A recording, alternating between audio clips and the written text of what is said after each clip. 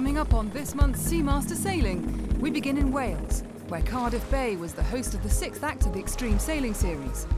We head south to the Mediterranean, where the next generation of international stars were competing at the ISAF Youth Worlds. North again to Cowes on the Isle of Wight for the Artemis Challenge annual charity race, followed by the biennial offshore classic, the Fastnet Race. And finally, to Tallin Estonia for the Finn Gold Cup, followed by an update from the America's Cup and PWA World Tour.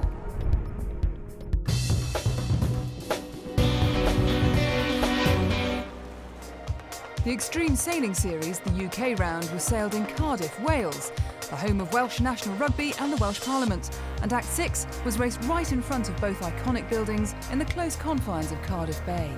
The sun is shining, the wind is blowing, it is gusty here in the bay. Oh no! Nearly lost it there.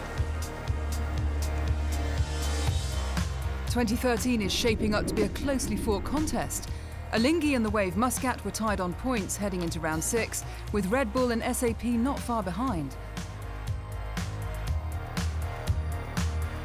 But two new teams were preparing to race.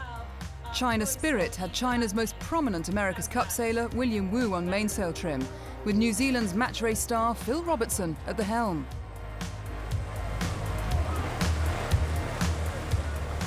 Team Wales Land Rover were the local team, with GBR 49er sailor Dave Evans at the helm. Rank's quite a new thing still to me, generally on the 49er racing and campaigning for Rio. We've had quite a good start to our campaign, and we've got a few medals behind us this year. And we got our Worlds at the end of the month, so got a lot to look forward to. As we join the action at the start of race 9, the Wave Muscat were down in 4th, behind Alinghi, SAP and Red Bull Sailing Team. They are off. Great acceleration there from Real Team, the Danish team. Alinghi as well, looking nice with the red and black sails on the left-hand side of the start line. Agree with you, Hannah. Yeah, the red and black sails on the far side are looking good, but the ones that are looking best to me, the dark blue tails, it's Real Team from Switzerland, the experts, the champions on the Swiss lakes. They're brand new for 2013 on the Extreme Sailing Series, but I tell you what, they're getting better and better. And there they are, the hull flying a bit more. Alinghi trying to squeeze up towards that yellow mark. And my money would be on Alinghi, red and black sails, or it's Real Team. Beautiful breeze, and it's a much clearer breeze away from the buildings as they head out to that yellow mark. Here we go. It is Real Team, the Danish team, SAP on the inside and Alinghi on the outside, and Red Bull from Austria in 4th position around the mark. That's right, Switzerland, Denmark, Switzerland, Austria, Oman. That's the top 5. And it was Real Team and Alinghi with the red and black sails are making, they're sliding past and we're on board with them. Morgan Larsen, the skipper. And it's the blue sails of their Swiss rivals who are squeezing round, but Alinghi with the red and black sails have done a super job there. They've squeezed on the inside, and SAP have done an even better job. Yeah. The yellow sails of SAP, who are really sailing well today. Coming back upwind, the umpires penalised SAP, the penalty turns dropping them to the back of the fleet. Up front, Alinghi were racing in on port, a risky move, which if it worked, would open up a bigger lead at the top of the leaderboard. They've chosen the other side of the racecourse and they're coming in on collision. They're just going to go behind Alinghi. But Alinghi have stayed out of trouble and the Wave Muscat have sailed themselves into 1st position.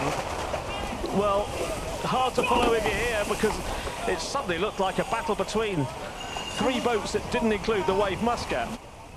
Lee McMillan saw the opportunity, went a different way to the leaders and put that in the net. Win for the Wave Muscat, but Alinghi have sailed well. 10 races into the series, it was Alinghi who were on top and on form, with help from Olympic gold medalist and cross-fitness champion as tactician, Anna Tunnicliffe. We're lucky to have Anna. She's really actually, she's a professional. She's an Olympic gold medalist and top of her game. So tactically, it's great to have the addition. She'll really, bring a lot to us and allow me to focus on the speed with the guys, and she'll just be telling us where to go. I think it's great that I can, hopefully be strong enough to do the roles that they put me in, and I'm looking forward to hopefully being an asset to the team.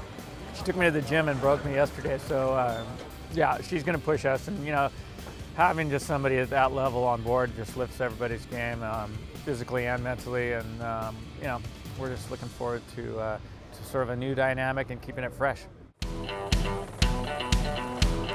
Day 3 was all about sniffing out the elusive light breezes. We need to not sail into no wind. The Wave Muscat not only managed to make the best of the light patchy wind, they were also able to cover their nearest rivals Alingi's every move, keeping the Swiss back and under control. Big white! While the Wave Muscat and Alingi were locked in their own race, SAP Extreme Sailing Team were on form. Another top 3 performance. An outstanding day for SAP Extreme Sailing. They'll go to bed very happy indeed tonight. We've been sailing really well. We're happy with our performance. We've been consistent, that we're looking for, and so going into the final day here with a chance to put in a really good result, so that's great. After 3 days, SAP were just 2 points behind Alingi and the Wave Muscat, who were tied on equal points at the top of the leaderboard. As always, it was the double points scoring finale that decided the end result. The Wave Muscat handled the fickle light airs most effectively right when it mattered, claiming the event title. That is victory in the British round of the Extreme Sailing Series for Lee McMillan. What an outstanding performance. Further back, the podium places were being fought out in slow motion as Morgan Larsen worked hard to claim back places from Red Bull and SAP. 2 more races. I think the battle at the top of this table is going to go all the way to Brazil. Morgan Larsen Alingi, congratulations. 3rd place in this race, 2nd overall. SAP made the podium for a 3rd regatta in a row, a sign of an improving team looking for a top 3 finish to the season.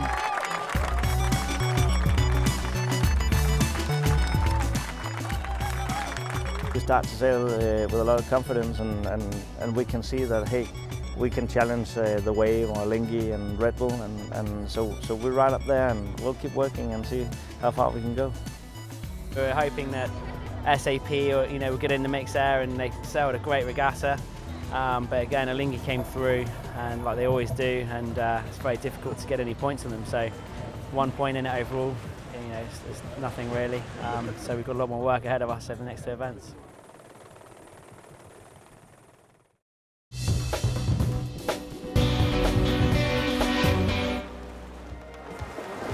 We're at the ISAF Youth Worlds here, and it's the pinnacle of youth sailing, for everyone.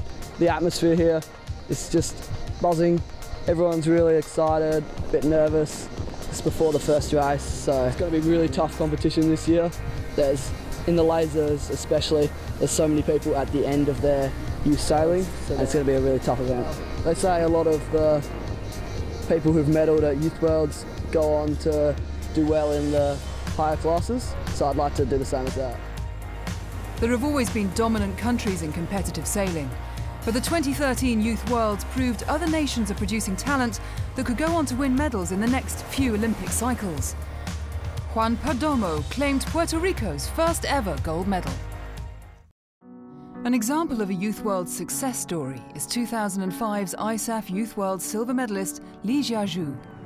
Zhu led the way for China last year in the laser radial fleet, winning gold in London 2012. She went on to win the prestigious ISAF Rolex World Sailor of the Year award and stunned the sailing world with her compelling speech. I have only half the listening ability of ordinary people. And there was a time when I complained the gods being unfair to me because my left eye can barely make out any character. I'm lucky enough to be able to continue sailing to this day. Zhu inspired a nation, and then in Cyprus, her teammate, Lu Yongzhu, had the RSX Women's Youth Worlds windsurfing gold tied up before the medal race, and is no doubt set for great things.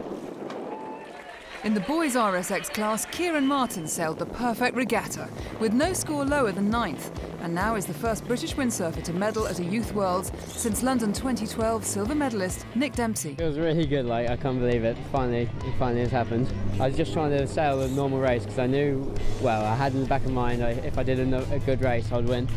But I didn't want that to be the main thing. I was just focusing on the race and got a good race, so I did it. Lucas Ruel and Emile Amour from France only needed to secure 19th or better in their medal race to secure gold in the 29er. A final bullet earned them a huge 33-point margin from Sweden and New Zealand. In the SL16 cat class, the New Zealand pair of Isaac McHardy and Mika Wilkinson were the products of a New Zealand qualifying rule, finished second in the 29er Nationals and erased the SL16 for New Zealand. And to everyone's surprise, they wrapped up gold before the medal race, as did Australia for silver. The fight for bronze was then won by British pair James Henson and Oliver Gruber, who match-raced Brazilian rivals out of the podium spot. Yeah, it was a good week of racing, some good close battles with the Kiwis. We're a little disappointed that they got us with the race to spare, but we're happy that we took away the silver medal. We nailed our starts for most of the week, except for a couple today, and that really helped us. And then with good boat speed, we're putting a lot of training before this, and it's good to see it all pay off this week. The laser radial saw the biggest winning margin of any of the classes. Lena Flemhost from Norway finished 43 points ahead of her nearest rival. I'm just so happy. It couldn't have gone any better, and I'm really happy. I managed to keep my nerves pretty calm and stay pretty cool, and my downwind speed was really good, so I always catch a few boats in the downwind, and I don't know. While Brazil missed out on a medal in the SL16, Tiago Brito and Nip Andrew brought it home in the 420 boys class, winning Brazil's first double-handed boys gold medal. In the girls 420, it was a different story. Australia's Carrier Smith and Ella Clark were preparing to fight on the last day until their nearest rivals, Italy's Ilaria Paternoster and Bernadetta Di Sal, received a non-excludable penalty from race 10, handing the gold to the Australians unchallenged. The 2013 ISAF Youth Worlds revealed some interesting champions, and with Rio 2016 less than 3 years away, some of the winners here will be looking for Olympic selection. The Artemis Challenge is a race between the best short-handed oceanic sailors in the world. An annual charity race held during Cows Week. Up for grabs is a £10,000 prize pool for the winners' selected charities. The 2013 lineup was undoubtedly the most competitive the Artemis Challenge has ever seen. Vendée Globe winners François Gabard and Michel Desjoyeux, former world speed record holder Alex Thompson, the first woman to sail solo and non-stop both ways round the world, Dee Kafari, plus Jean Le Cam and Sydney Gavinier, 2 huge Mod 70 multi-hulls and 6 IMOCA 60 monohulls on the start line.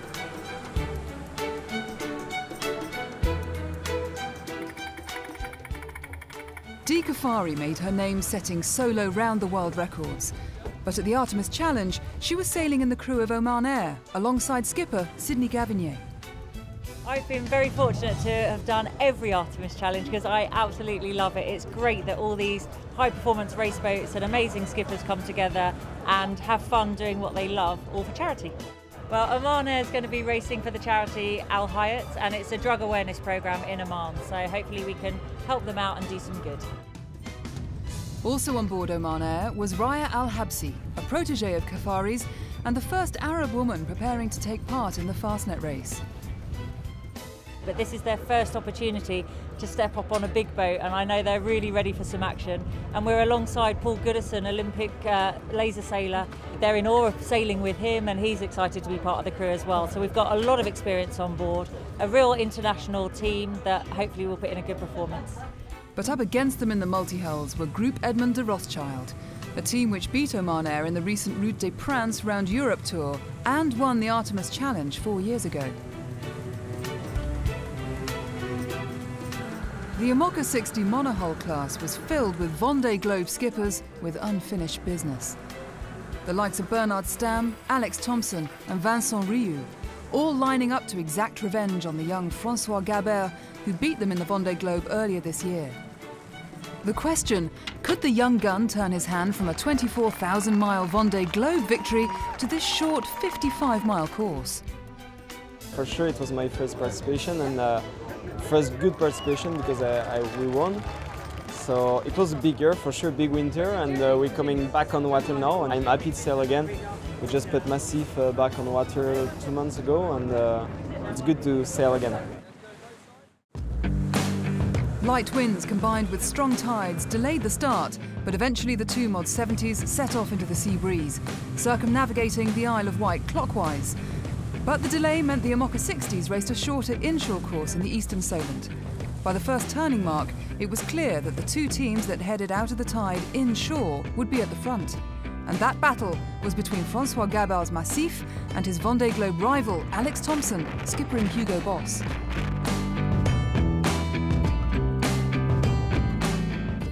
Massif made the first error, overstanding the first mark and gifting several boat lengths to Hugo Boss.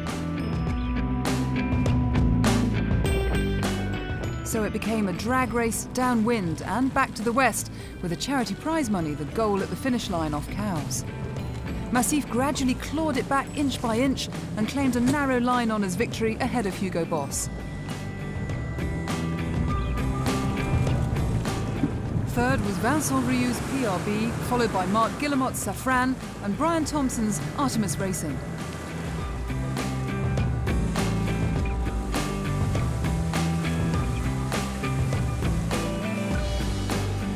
Meanwhile, in the multi-hulls, after their light wind start, round the back of the Isle of Wight, the breeze picked up and they flew past the Needles.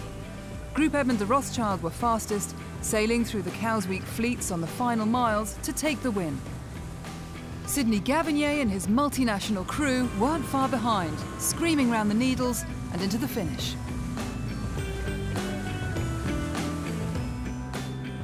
Oh, it was lovely. The Artemis Challenge is always great fun, and it's great to show off these boats in a spectacle so that all the other racers at Cowsweek can see them. There were a couple of moments. We did a couple of tight turns where you suddenly just found the boat going from like that to like sort of that sort of angle, and you just literally just grabbing, like Titanic moment, just grabbing on to make sure you didn't fall off the boat. Today was really good. We had really nice boat speed, really nice manoeuvres. The whole crew worked brilliantly together. First time we all sailed together. I hope and I think I will come back to the Artemis Challenge. It was a great experience, and I hope I will do it again. We come back with a multi-hull slow and try to do the same results.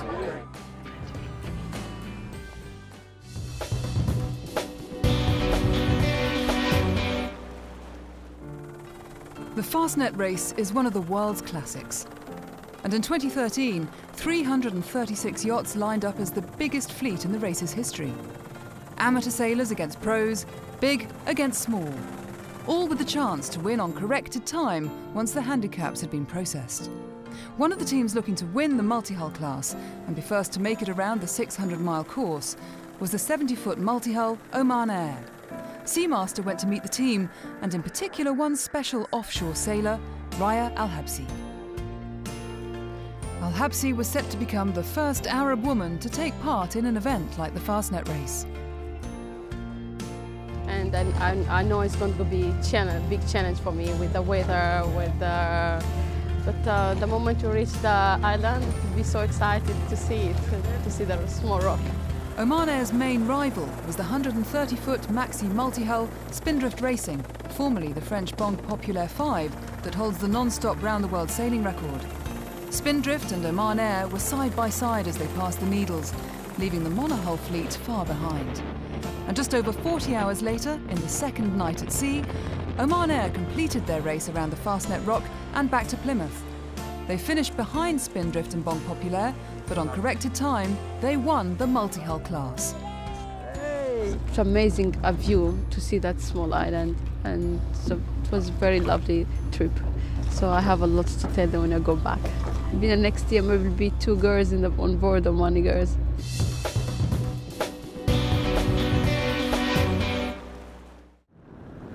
Tallin Estonia hosted the Finn Gold Cup, and on the opening day, unsettled conditions saw the formed sailors all over upper and lower reaches of the leaderboard.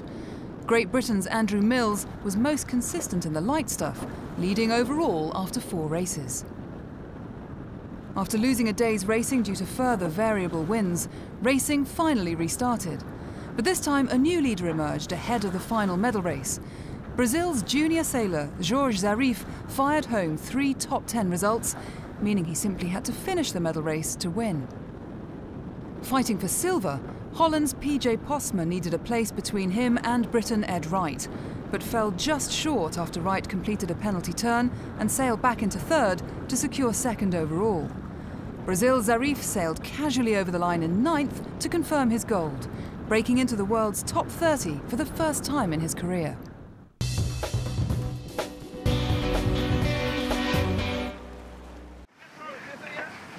In other sailing news from around the world, Emirates Team New Zealand won the Louis Vuitton Cup, beating their Italian training partners Luna Rossa 7 races to 1. The New Zealanders went on as challenger to face defender Oracle Team USA in the 34th America's Cup, and as Seamaster left the USA West Coast, the challengers were 3-1 up. We'll bring the full report next month. But while the world waited for the main event, the Red Bull Youth America's Cup took place in San Francisco.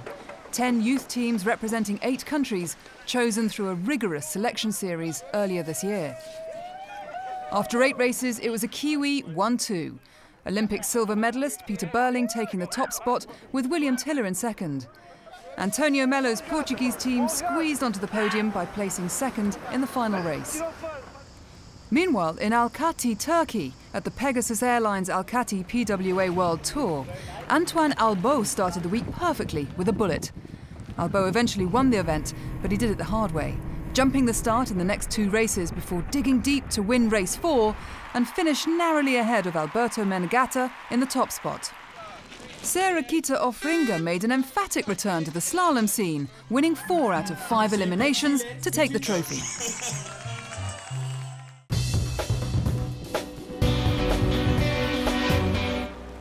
In next month's Seamaster Sailing, we're back with the RC44 Tour in Cascais, Portugal. We'll be dockside at the penultimate round of the Extreme Sailing Series in Nice, France, plus a full report on the outcome of the 34th America's Cup, New Zealand against the USA.